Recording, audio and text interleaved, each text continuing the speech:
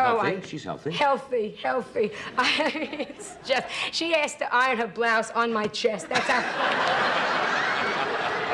Joan Rivers made Johnny Carson cry laughing by turning every appearance into a masterclass of rapid-fire jokes. I said to a stewardess, where's my seat? This is the opener. 3 inches below where it was last year.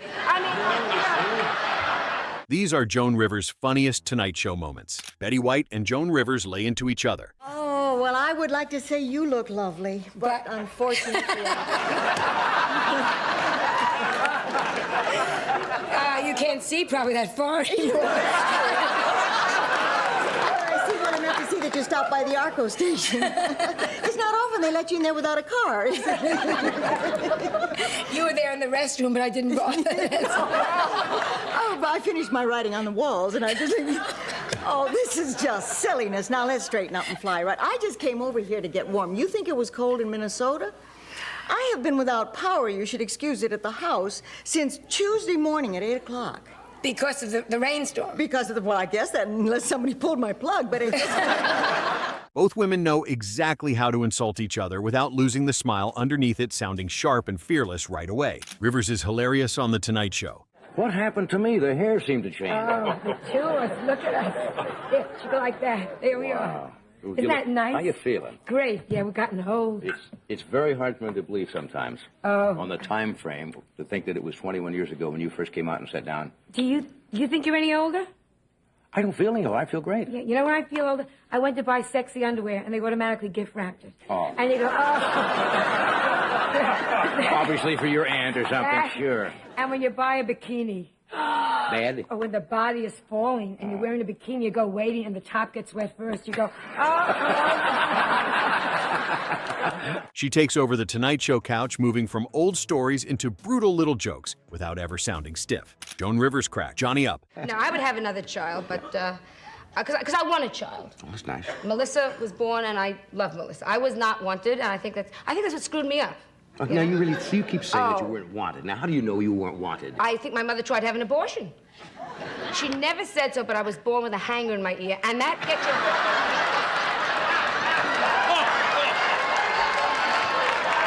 She gets Johnny into that full laugh where he stops trying to stay composed and keeps pressing just enough once she senses it, describing her ideal man. Yeah, if you could have been somebody else, the most glamorous woman in the world. You have fantasies like that. Men have fantasies. What would your ideal man? My ideal man? Yeah, who would you like to really... Besides Edgar and you two guys. Of course. You know, anybody.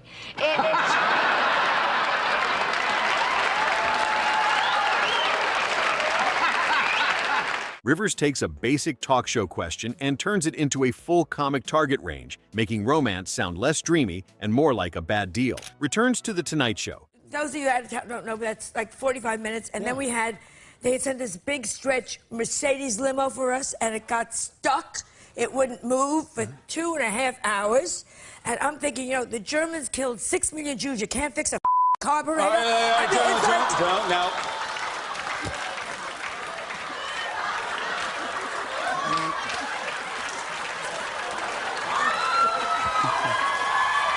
She comes back with zero interest in being gentle or sentimental, for long getting the big emotional moment, then immediately throwing sharp lines again. Johnny Carson stumbles to introduce Joan Rivers. Nobody likes women writers, that's why. Well, the only one I know is Selma Diamond, who's been quite successful. Yeah, but you know that no man likes it because they don't know how to treat you. The first day, you drop your pencil, everybody goes and picks it up, right? Second day, you drop your pencil, you pick it up yourself. Third day, they step in your hand. It's very hard to be a girl. Really? / woman. Yeah. Check one. You look very snappy. Except, are those incredible? No, I saw. I thought you... Do those say hello, sailor? Even the setup around Joan feels a little loose, but once she gets talking, that looseness turns into charm. Black Ruffle dress interview. You go to Burger Queen, you go to San Francisco. You go to Burger King, you go to Crown Books, and you're set. That's... the drag, huh? She was in a lousy mood. Did you meet her? No, I didn't go to the... I was invited to go to I know, she told me. But I didn't go. She was very upset because it rained the whole time, and she had brought, a trunk full of bikinis, and it was... she gets them at the House of Dowdy out here, over there. Who does her clothes? She looks glamorous, but talks with the same brutal honesty she always had, making that contrast hit harder. Don Rickles and Joan Rivers' Tonight Show. Anyway, no, it's very pretty. You were kidding yourself about it, and I wanted you to know this is a lovely outfit. Suck on my neck, just to relax. Everybody has been saying to me, Don Rickles, you're the Darby Marie of meanness. You know what I mean? Yeah. But I don't think, I think you're a sweet, good man. What do your friends say when they... Well, you're a fool if you think I'm... No, I'm not that kind. You know, in our business, we do what we do. You do your thing, I do mine. Only I happen to love Elizabeth Taylor. Not a word.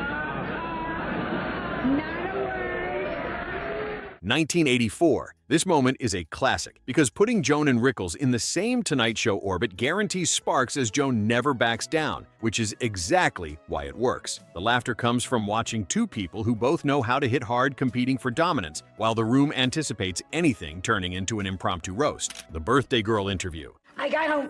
Elegant. Thank you. I got home a day early, and as a surprise, I found it on the chair right next to Edgar's bed. Isn't that lucky? He didn't have a chance to wrap it for you. Oh, how sweet Came of with him. its own stockings and its shoes and a little bottle of birth control pills. All there.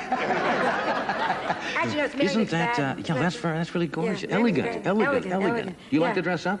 What? Do you like to dress up? Well, it's my birthday today. That's so I right, figured, your yeah. birthday. Happy birthday to you. Joan makes even a birthday theme feel like a setup for sharper material, never letting the occasion get too sweet for too long. She twists friendly subjects into something more mischievous, showing that refusal to go soft is a big part of her charm. She accepts birthday wishes from Johnny, then immediately undercuts the sentiment with jokes about aging and mortality. Stand-up monologue 1984. You're so lucky. What's your name? What's your name? Seal Valentine. Seal Valentine? Seal, my sex life, may I tell you, Seal. And I put mirrors up over the bed, but I'm getting so old I may have to be bifocals. You don't know. My age now. I have a copy of the Ten Commandments. It's signed. To me, yes, a mixed drink to me is Geritol and prune juice. And it's reached... And then, you know what someone said? To keep looking young, exercise. But, how do you exercise? I'm just curious to know. I hate it. Do you like to do it? Oh, I hate to exercise. The only time my body moves is when I'm holding a vibrator. I hate it. This is a strong Joan set because it strips things down to just her delivery and the material without a conversational safety net. She doesn't need a big story structure to keep the laughs coming as the lines arrive fast, clean, and with just enough bite. She delivers joke after joke without pausing for extended applause, keeping momentum relentless. Carson Tonight Show, 1981. Yes. Electronic footstool. Oh, there it is. It comes out there. Is that cute? Put your little feetsies on there and be real comfortable. Yeah, because I never had to work that good. I've seen you for a long time. Yeah, I know. It's about a month and a half. Yeah. I have been all over the world, I'll tell you that. The world? Well, America. America. But America to me is the world. I was with David Brenner on tour. You were back in New York, weren't you, for Back that? in New York. Yeah. Broke every record. It was wonderful. Did you Fabulous. really? Oh, the women find him the sexiest man, except for you, too. But they find him... No, you don't have to say that. Well, I do have to say that because I want to come back. Well, but right. it's just... You always are good. Wait a minute, I hit this. Hold on. Early for snow, isn't it? I hit this dumb button here. How do I stop? Joan sounds completely at home with Johnny turning simple conversation into effortless punchlines that feel spontaneous rather than rehearsed. The laughs build naturally because she never pushes too hard, showing how relaxed she could look while maintaining rapid-fire pace. She discusses her marriage with mock horror that sounds completely unrehearsed and genuine. One of the reasons I like New York is because New York is, cold and... Change of seasons in California, as you know, is not... I did a joke years ago. I said in the fall they take down the green plastic plants and put up the brown plastic plants out here. It's very... Oh. And you can tell that we were into the fall or spring. Santa with sweat stains. The red-nosed reindeer is hyperventilating. I mean, that's no fun. You're looking good, So though. I'm feeling good. Well, I have a groupie finally. A groupie? I got a groupie after all these years. Isn't that one? Because David had all these thousands of girls. I was getting very depressed.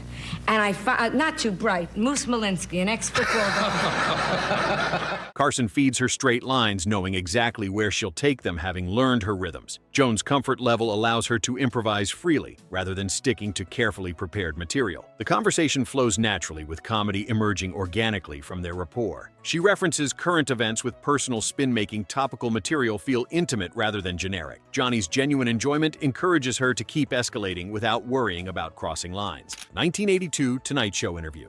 Is there a little retouching A on this? little retouching. What? Shot through linoleum. A little retouching. The picture was shot through linoleum. Nothing's there except my eyes and my nostrils. Do they know what you're talking about when you say shot through linoleum? When they do movies sometimes, or even television, the cameraman would shoot through little gauze or something to kind of soften the face and You give it hope. You hope. This was through linoleum. Linoleum. It just said, "Way where you are." Think like that. Oh, I mean, yeah. Oh, I've had it. Please, I'm getting so old. Oh, come on. You look very the lowest. stunning tonight. Please. Come on No, now. this is a friend of mine made this. He's going to make a snooze to go over it. I mean, it's just. I've had it, Joe. Oh, come on. I went for lunch today. The waiter gave me a carafe of estrogen. I mean, that tells you. Joan maintains high pace without making the set feel rushed, as every topic becomes another excuse to hit a fresh punchline. Johnny has that anticipatory look, where he knows something good is coming before she even lands it. She discusses plastic surgery with clinical detail that becomes increasingly absurd and funny. The jokes layer on top of each other, creating cumulative impact rather than isolated laughs. Joan references her career struggles with humor that acknowledges real pain underneath the comedy. Carson occasionally interjects, but mostly lets her momentum build, knowing interruption would break her flow. She makes observations about gender and aging that still resonate decades later. Her delivery balances breakneck speed with absolute clarity, ensuring no joke gets lost in the rush. The material feels both spontaneous and perfectly crafted, simultaneously showing years of honing her craft. Joan's energy never flags, maintaining consistent intensity throughout the entire segment without exhausting audiences. At her peak on Tonight Show. It's great, because if you want to shoplift, you just walk around and there it is. Actually, I wore the dress last night to bed, if you want to know the truth, right? I said to my husband, Edgar, does this dress give you any ideas? And he said, yes, I'd like to see my girlfriend in it. But, no. When you're married a couple of years, things change. Because you're just married a few years, right?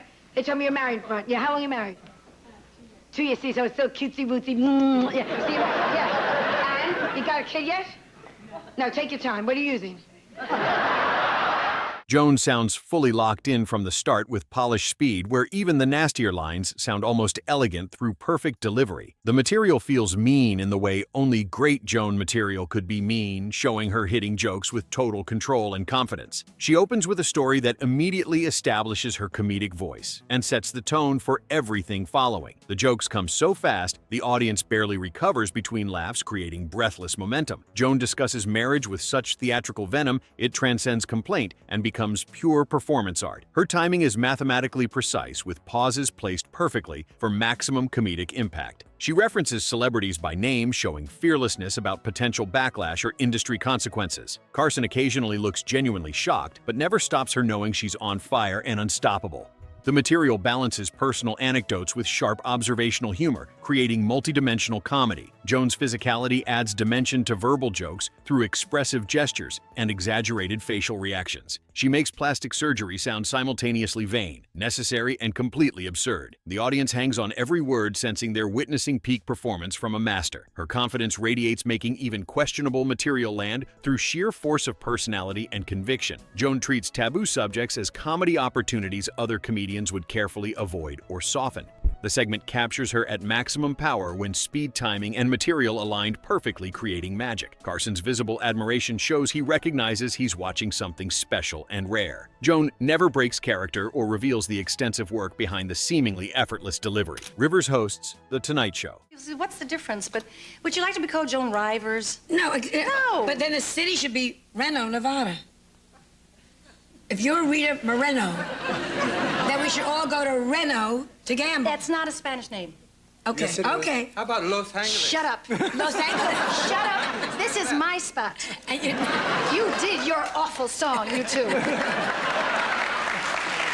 Joan keeps interviews moving without losing her own comic edge, refusing to disappear into polite, neutral hosting. Instead, she adds that little extra sting and speed, making every exchange feel alive and unpredictable. She introduces guests with typical Carson warmth, then immediately undercuts it with sarcastic asides to the audience. Her questions to guests often contain punchlines disguised as genuine curiosity, catching them off guard. Joan maintains the show's traditional format while injecting her personality into every single moment. She doesn't let guests' boring answers stand unchallenged, delivering comebacks that save potentially dead segments. The monologue showcases her ability to handle topical humor exactly like Carson did nightly. Joan's interviewing style feels more conversational and combative than Johnny's gentler, diplomatic approach. She visibly enjoys the power of the host chair, using it to maximum comedic effect. The guest interactions prove she could facilitate others' comedy while simultaneously stealing scenes. Joan treats hosting not as a neutral platform, but as an extension of her own performing persona. Her energy throughout the show remains consistently high, without becoming exhausting or overwhelming. The experience hosting later became a source of both immense pride and devastating career controversy. This appearance demonstrates what made her such a natural successor candidate in Carson's mind. Joan's refusal to simply imitate Johnny showed confidence in her own distinct comedic identity. Joan Rivers became one of The Tonight Show's funniest guests for refusing to apologize for ambition, brutality, or hunger, while maintaining the speed, timing, and fearlessness that made her one of Johnny Carson's most reliable scene stealers and eventual heir apparent. Which Joan Rivers' Tonight Show moment do you think was the funniest? Let us know in the comments, and don't forget to subscribe for more classic Tonight Show moments.